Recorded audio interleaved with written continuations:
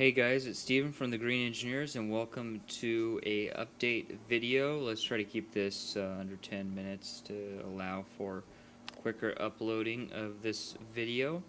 So, let's do the standard 11-minute update. That should be okay. So, we're going to talk a little bit about what's making the noise in the background as well as an update on the shredder. So I have the new 3-to-1 gear ratio, as you can see here. This is the small pinion gear. This is the small spur gear, right?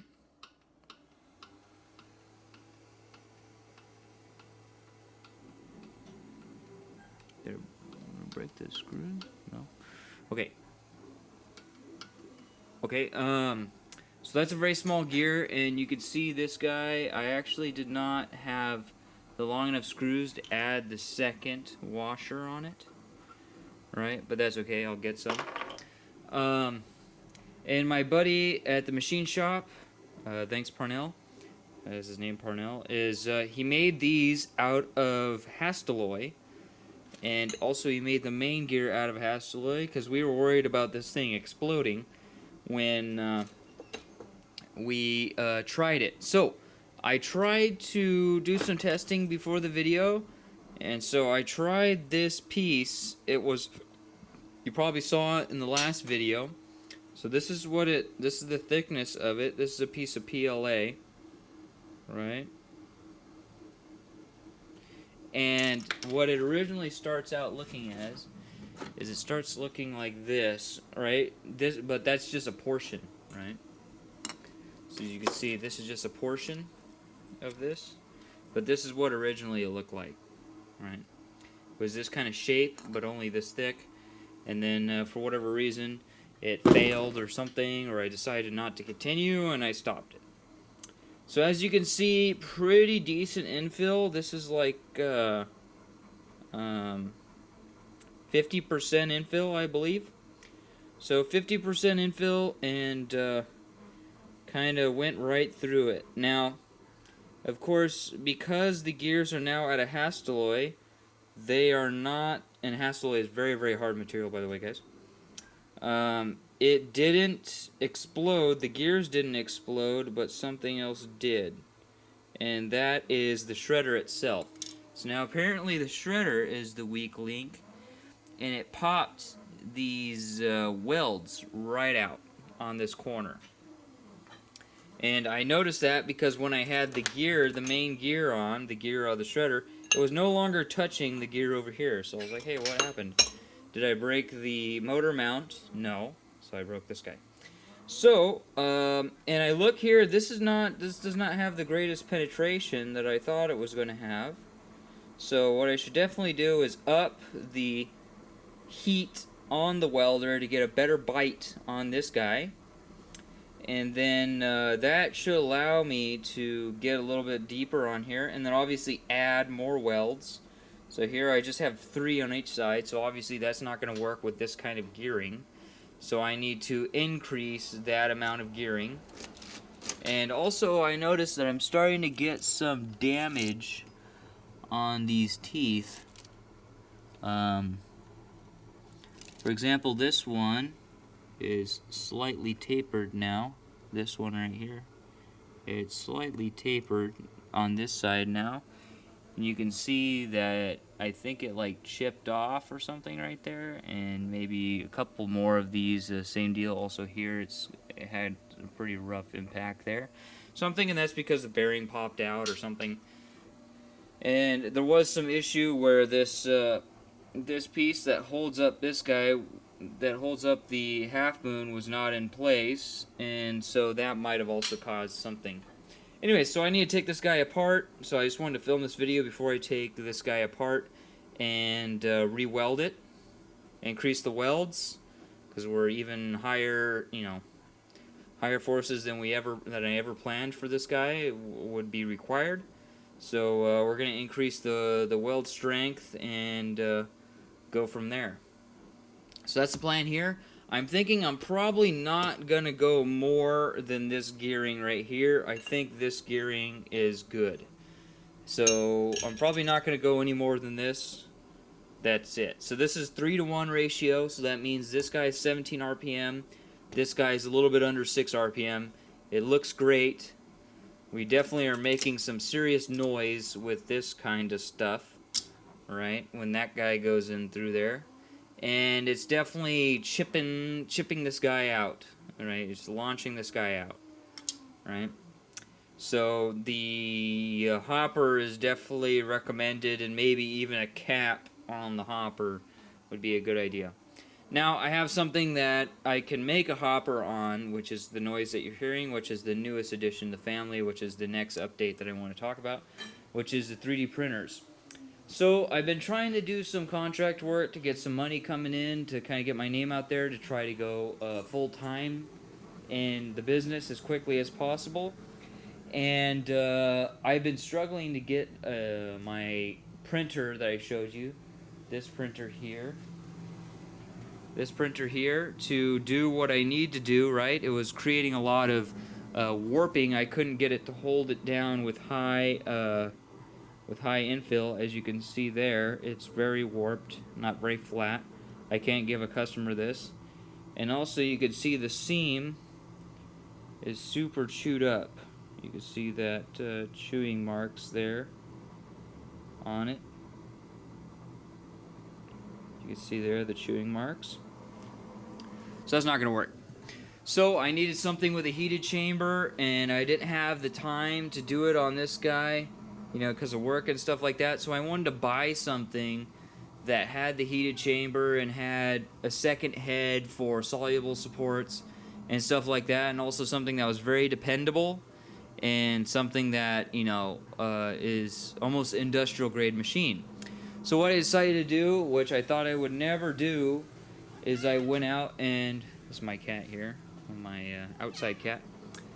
So I went out and I bought a Stratasys, which I thought I would never do, but it's definitely a good idea to have one, because it gives me a lot of ideas for doing stuff for my own printer. So it has a lot of good ideas that I could expand on and improve. One like the removable base, and obviously heated enclosure. Enclosure right now is 80C, so almost like 170 Fahrenheit, which is amazing. It prints in ABS plastic, and it runs great. Now, a couple issues. Number one is the seam. Alright, so here's a part I printed on it. This is a jar for one of my friends, for a client. And you could actually see some of the seam marks. See the little bumps? Those are the seam marks. Now, there's a little hack for this guy where you can use the better software to actually be able to manipulate where the seam is. And so here are a couple things that I have for my client, alright, that I printed. Let me get to focus. But you can see here it's got a linear seam, and the linear seam is really, really rough. And this guy was supposed to go really, really smooth, because it's actually supposed to go into this hole. Not in this one, because this is off the old printer. I'm gonna reprint it on this one. And so the seam is really rough, and even rougher on this guy. But the surface quality, other than that, the seam is pretty spectacular, right? This is 0.21 layer height, which is great. ABS, and this is the Stratasys ABS that came with the machine. I'm trying to blow through this and put in some other generic material. Well, some material that's built for this machine. If I'm doing client stuff, I'm going to use material that's built for this machine. If I'm doing my own stuff, I may use material built for this machine or generic stuff. So, but this was 2017 material. So this is 3-year-old ABS, and the ABS will pick up moisture and cause it to, have moisture inside the filament. So, and the material that I'm printing right now, which is the yellow, as you can see, there's a piece right there on the floor. It's from 2015, so it's 5 years old. Stand by. Sorry about that. Had to seize. So this material is 2017, which is the orange, which is what the client was asking for. This is for an escape room. I've been doing a lot of work for them. But as you can see, it's got an absolutely hideous seam. Let me see if I get it focused. There we go. It's got an absolutely hideous seam. And that was before I had this option to use this software where it randomizes the seam. Now, I've been talking to this guy on Reddit, and he's been using a machine like this for a very long time. And he's saying that he's thinking that it's because of the moisture on this filament, which is very likely.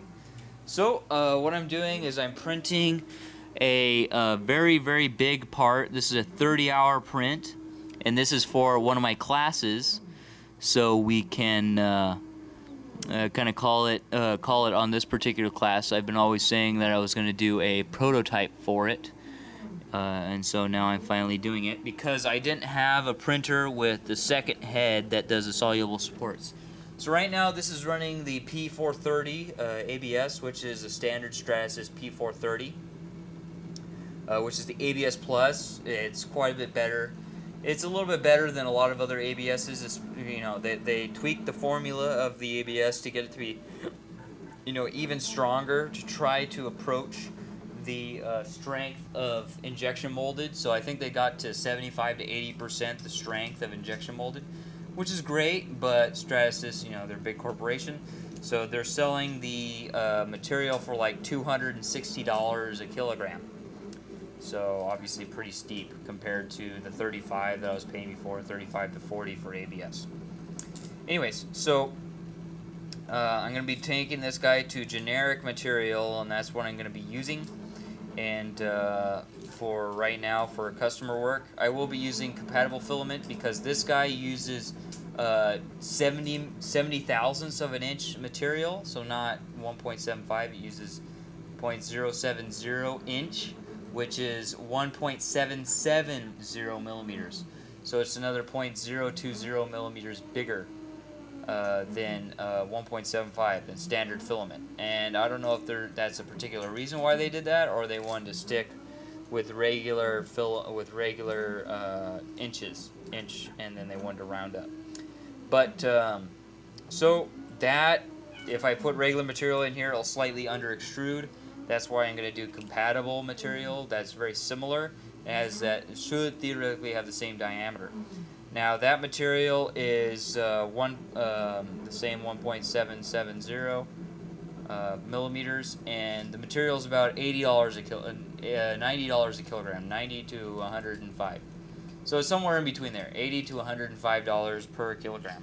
There's quite a bit more, but this is for client work. Like I said, if I'm doing my own prototypes, I'll either buy some of this material online and deal with how terrible the seam is for prototype work on my prototype parts, or I'll use that, or I'll have the slight under extrusion with a 1.75 millimeter filament,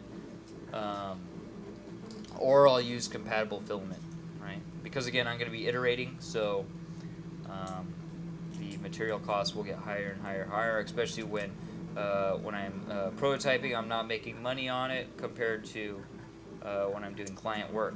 So right now I've been using this guy. I got it about 2 weeks ago.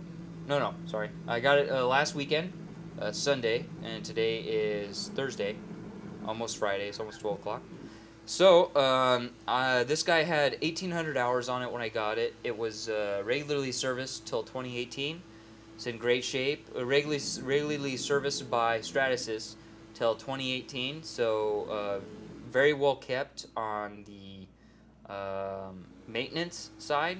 So everything inside looks very, very good. I'm going to do a little bit more looking into it. There are some filters that are starting to decompose, some foam filters. So not the greatest of attention to detail on that one. So hopefully that's kind of all that I find. So right now it uses the SR30, which is soluble support with sodium hydroxide. Yeah, sodium hydroxide in water. I want to try to update it to some newer material, like from 3DX Tech, the X1 water soluble support, so that I can do it completely in water and not deal with the chemicals as much. And then theoretically that guy will grab onto the part a little bit better, supposedly, and also more compatible for more materials. Because these guys are chipped. The cartridges are chipped. This has a material there and the support down at the bottom. So you can rewrite the chip. It's got an EEPROM chip on it, and it uses that to figure out how much material it has left. You see 65 model and 91 for the support. So it uses that to figure out how much material is left, and you could actually, I bought a rewriter for it. You could build one, bought it for like $100 or whatever. So you could stick the EEPROM in it and then rewrite the chip. So you could keep reusing the chip and write in the newest amount of filament that's in the cartridge. So theoretically, when this guy's done, I could pop it up. I could take it apart. There's 4 screw holes, one there, one there, one there, and one there. Unscrew it, pop the filament out, put in your own filament, rewrite the chip. You're good to go. Right? Anyways, or you could use the compatible chip, the compatible material, and usually they'll send you an EEPROM chip for your particular machine, which in this case is a Dimension SST 1200ES. This guy was manufactured in 2007, 2008, so it's 12 years old, still a great printer, still running, almost 2,000 hours. I'll probably, within a very short period of time here, put 2,000 hours on.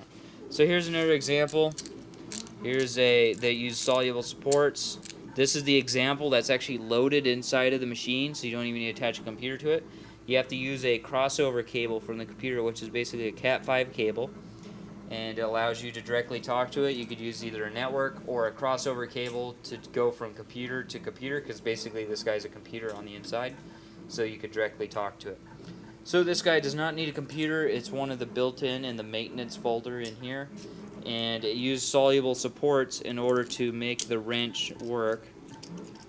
Right, as you can see, the wrench, it's built as one piece, and you can see it all works. So that's great. Anyways, so far so good. I'll probably blow through the orange. The orange is what he had in it. The soluble support is a brand new, just opened. It was in a sealed box, so I have 91% of that left. And so that's the sodium hydroxide, so I'll probably blow through that also, and then upgrade to the water-soluble X1, which is $90 a spool, so basically the same thing. And that might give me some better performance as well. And then I may have to modify what temperatures the hot ends are, because the nozzles are at 300 and 300 C, so very, very high. Yeah, so far, need to just work on the seams. If I get the seams good, then this might be a printer that I use for a long time until I have my own printer design and possibly do a belt printer, right? But this is so good on the supports that what you could do is you could actually put a part down and then put support material on top, and then print another part right on top of it, and then support, and then another part, So you can stack it all the way up. This guy is a 10-inch by 10-inch by 12-inch tall. And obviously you could see not very efficient for the size it is, but hey, whatever. I mean, it's built like a CNC router, so. Anyways, yeah, this guy's, 265 pounds, about 260, 270, something like that. Anyways, so if I get this guy printing pretty good, I'll be using this for a lot of contract work, as well as when I start printing next year, and I start to finalize my designs to get to my finalized prototypes, which again, 2020, I want to have all my designs finished. 2021, I want to have my, have all my production prototypes finished and some launched. And 2022, I want to have everything launched and be full-time in the business. So, that's this guy. You'll probably see more about this guy over time. Alright, and also one of the things is that because now I have this guy, and as you can see, it's really big, and actually I'm missing, there's a base that goes here that has some storage where I can store all the cassettes and stuff in. And all the bases, the removable bases that go in. So I'm actually looking into a location. My coworker got a line on a location and let me know about it. The rent is really, really good. Some caveats to it. Very, very small space. I'm looking into that, or this house has a pump house on it, and that has a 220 20 amp breaker on it. and so we can also retrofit that and install this guy. But I would like to start to get machines. This is the first year that I'm going to start to invest in machines to get the business going. And but if I do the pump house, I'm not going to be able to do the mill unless I could get the mill in that corner right there, right? So we'll see. Anyways, so this guy is kind of just going to sit there. If I need something that's 13 by 13 by 13, I'll get this guy back up. I need to print some of the fan things or whatever. So if I need something 13 by 13, I'll use this guy. If not, it'll probably just sit there for a long period of time. Yeah, because I'll most likely be using this guy for the most part. So, yeah. So we'll see how that develops. That's kind of what's happening. And so right now I got this guy. I might buy a Stratasys resin printer and then maybe even a Formlabs 2 or 3. We'll see. That one most likely will be for work, but also for other projects too. So we'll see how that goes. We'll go from there. So right now I got this guy. I might be getting more things here shortly, but I would like to, you know, fill out that toolbox with my own tools. Get a fixture plate to see how flat these parts are, you know, gauge pins, height gauge, all kinds of, you know, stuff. And then the reason why this location would be great is closer to work, so if I need to do something for work, I could just drop by there, right? And also my commute is back up. It's starting to get longer, so I could go there. It's right before the freeway, so I could go there, hang out, and then when I need to, when it's like 7 or 8 o'clock, I can leave and go home without any traffic. So, but that particular location, it's got a couple of hurdles that need to be, surmounted in order for that to work. Anyways, so let's go ahead and call it there. So that's the update. As you saw, the shredder's doing good. I got a new toy printer here, so it's also working good. And right now, WaterJet's still being worked on. We're still going forward with my machinist Parnell to get that finished and get some test cuts done. And that's pretty much it. So thank you for watching this update video for October 22nd, 2020. Let's keep going. And me and Kevin are about to finish the design for the printer. And so the printer is done, the shredder is done, and then we just need to do the Fill a Factory version 2, which a lot of it is done already. And then we can say that we successfully met our goal for 2020. And then on to 2021. Alright, thanks guys. You'll see another update video from me soon. And hope you guys have a great rest of your week for Friday and also Sunday. I'll talk to you guys later. Thanks for watching.